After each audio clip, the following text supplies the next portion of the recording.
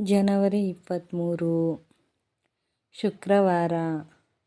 ಇಂದು ವಸಂತ ಪಂಚಮಿ ಬಂದಿದೆ. ಇದು ಸಾಮಾನ್ಯ ದಿನ ಅಲ್ಲ. ಇದು ಸಾಕ್ಷಾತ್ ಸರಸ್ವತಿ ಮಾತೆಯ ಜನ್ಮದಿನ. ವರ್ಷದಲ್ಲಿ ಒಂದು ದಿನ ಮಾತ್ರ ಜ್ಞಾನಕ್ಕೆ ಅಧಿಪತಿಯಾದ ದೇವಿ ಭೂಮಿಗೆ ಇಳಿದು ಮಾನವನಿಗೆ ಜ್ಞಾನ, ವಿವೇಕ, ಶಾಂತಿ ನೀಡುವ ದಿನವೇ ಇದು. ಈ ವಿಡಿಯೋ ಕೊನೆವರೆಗೂ ನೋಡಿ. ಯಾಕಂದರೆ ಕೊನೆಯಲ್ಲಿ ಹೇಳೋ ಒಂದು ವಿಧಾನ ಬಹಳ ಸರಳ, ಆದರೆ ಜೀವನವನ್ನೇ ಬದಲಾಯಿಸುವಷ್ಟು ಶಕ್ತಿಶಾಲಿ. ವಸಂತ ಪಂಚಮಿ ಮಹತ್ವ. ವಸಂತ ಪಂಚಮಿ ಅಂದರೆ ಹೊಸ ಆರಂಭದ ಸಂಕೇತ. ಮರಗಳಿಗೆ ಹೊಸ ಎಲೆ, ಹೂಗಳಿಗೆ ಹೊಸ ಸುಗಂಧ. ಹಾಗೆ ನಮ್ಮ ಜೀವನಕ್ಕೂ ಹೊಸ ಬೆಳಕು ಬರುವ ದಿನ. ಈ ದಿನ ಸರಸ್ವತಿ ಮಾತೆ ಬಿಳಿ ವಸ್ತ್ರದಲ್ಲಿ ವೀಣೆಯನ್ನು ಹಿಡಿದು ಹಂಸದ ಮೇಲೆ ಕುಳಿತು ಜ್ಞಾನ ರೂಪದಲ್ಲಿ ಪ್ರತ್ಯಕ್ಷಳಾದಳು. ಅದಕ್ಕೆ ಈ ದಿನ ವಿದ್ಯಾರಂಭ, ಹೊಸ ಕೆಲಸ, ಹೊಸ ನಿರ್ಧಾರಕ್ಕೆ ಅತ್ಯಂತ ಶುಭ. ಸರಸ್ವತಿ ಮಾತೆಯ ದಿವ್ಯ ಕಥೆ.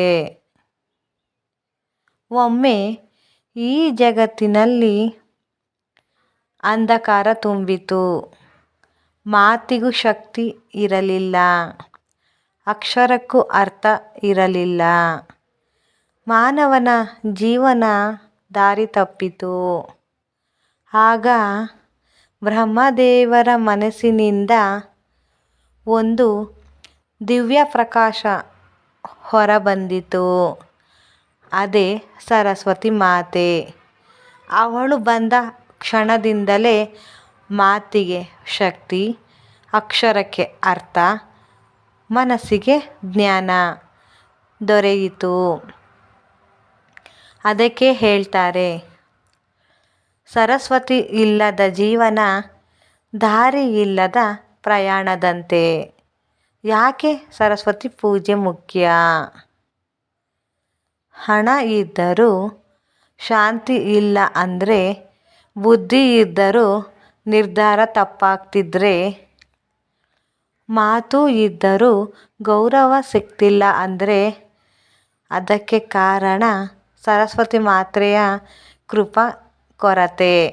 ಸರಸ್ವತಿ ಮಾತೆ ಕೇವಲ ಓದಿಗೆ ಮಾತ್ರ ಅಲ್ಲ, ಸರಿಯಾದ ನಿರ್ಧಾರ, ಸ್ಪಷ್ಟ ಮಾತು, ಶಾಂತ ಮನಸ್ಸು, ಗೌರವಯುತ ಜೀವನ ಎಲ್ಲಕ್ಕೂ ಅವಳ ಆಶೀರ್ವಾದ ಬೇಕು. ವಸಂತ ಪಂಚಮಿ ದಿನ ಮಾಡಬೇಕಾದ ವಿಶೇಷ ಈಗ ಗಮನವಿಟ್ಟು ಕೇಳಿ. ಇದು ಬಹಳ ಸರಳ, ಆದರೆ ಬಹಳ ಶಕ್ತಿಶಾಲಿ. ಬೆಳಿಗ್ಗೆ ಸ್ನಾನ ಮಾಡಿ ಬಿಳಿ, ಸ್ವಚ್ಛ ಬಿಳಿ ಅಥವಾ ಹಳದಿ ಬಟ್ಟೆ ಧರಿಸಿ ಸರಸ್ವತಿ ದೇವಿಯ ಫೋಟೋ ಮುಂದೆ ಕುಳಿತುಕೊಳ್ಳಿ. 1 ರೂಪಾಯಿ ನಾಣ್ಯವನ್ನು ಬಲಗೈಯಲ್ಲಿ ಹಿಡಿದು ಮನಸ್ಸಿನಲ್ಲಿ ಹೀಗೆ ಪ್ರಾರ್ಥಿಸಿ: ಅಮ್ಮ, ನನ್ನ ಜೀವನದ ಅಜ್ಞಾನ ದೂರ ಮಾಡು, ನನಗೆ ಸರಿಯಾದ ದಾರಿ ತೋರಿಸು. ನಂತರ ಆ ನಾಣ್ಯವನ್ನು ಪುಸ್ತಕದ ಒಳಗೆ ಅಥವಾ ದೇವಿಯ ಫೋಟೋ ಹಿಂದೆ ಇಡಿ. ಆಮೇಲೆ ಓಂ ಐಂ ಸರಸ್ವತೈ ನಮಃ ಎಂದು 21 ಬಾರಿ ಜಪ ಮಾಡಿ.